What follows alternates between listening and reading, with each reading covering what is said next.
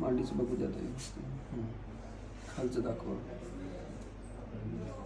हे जे व्हेन जे आहेत ना, हे जे फुगलेले याला व्हॅरिकोज व्हेन्स म्हणतो आपण. अशुद्ध रक्त पायात जमा राहत आहे आणि आता खाज येते ना खाली, हे खाज याच्यापासूनच आहे.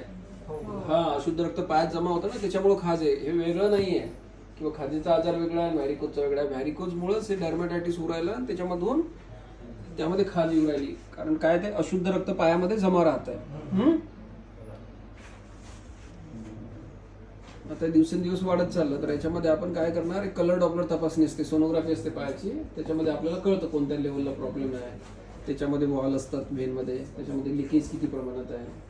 मग त्याच्यानंतर बघून आपण त्याच्यामध्ये लेझर ट्रीटमेंट करतो. बिना टाक्याचिऱ्याची ट्रीटमेंट असते ही ॲडव्हान्स टेक्नॉलॉजीद्वारे. तर ते बघू आपण, करू त्याची पुढची.